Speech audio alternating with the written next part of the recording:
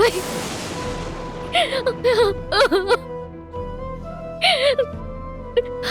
பாவை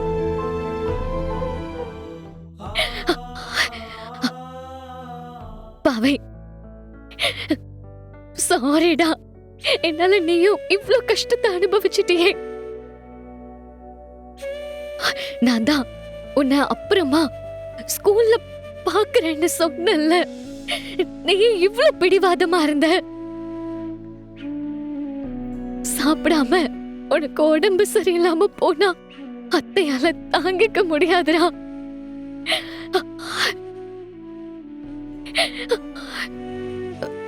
உள்ள வரலாமா? ஐயோ அக்கா, உள்ள வாங்க. வாங்க. அண்ணி, ஐலி, உள்ள வாங்க. விட்டிடு. குடு.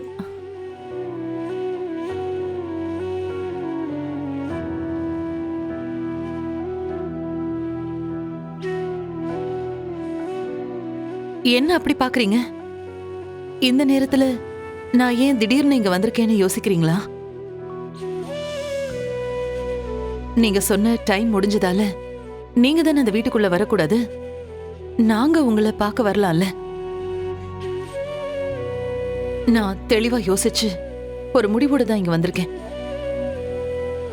சிவா, நீ வரும்போது என்கிட்ட என்ன சொல்லிட்டு வந்தேன்னு ஞாபகம் இருக்கா? யாரு உன் கூட இருந்தாலும் இல்லைன்னாலும் நான் இருக்கணும்னு சொல்லிட்டு வந்தியே.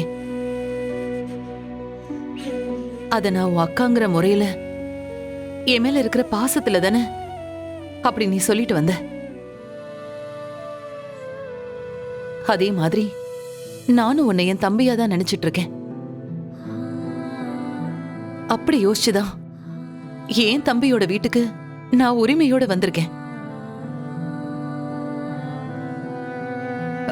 இந்த அக்கா இங்க இந்த வீட்டுல தங்கிக்கலாமா? என்னடா நான் கேட்டுட்டே இருக்கேன், நீ பாட்டுக்கு எதுவும் சொல்லாம இருக்க. அக்கா, என்னக்கா நீங்க இதெல்லாம் கேட்டுட்டு இருக்கீங்க? அக்கா, இது உங்க வீடுக்கா, நீங்க தாராளமா இங்க இருக்கலாம். எனக்கு ஒண்ணுமே புரியலக்கா. நீங்க ஏன் கூட ஒரே வீட்ல. அக்கா, எனக்கு என்ன சொல்றதுன்னே தெரியலக்கா.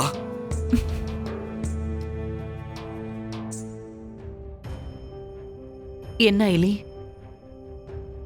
என் மேல கோவமா இருக்கியா? இது வரைக்கும் நீ அந்த வீட்டுல எவ்வளவோ கஷ்டத்தை சகிச்சுட்டு இருந்திருக்க. அதெல்லாம் எனக்காக தானே. அப்படி இருக்கும்போது என்னால மட்டும் நீ அங்க இருக்கிற ஆளுங்களால கஷ்டப்படுறத எப்படி பார்த்துட்டு சும்மா இருக்க முடியும்? என்னால அதை தாங்கிக்க முடியாதுன்னு தான் நானே உன்னை அந்த வீட்டை விட்டு போன்னு சொன்னேன். சாரி.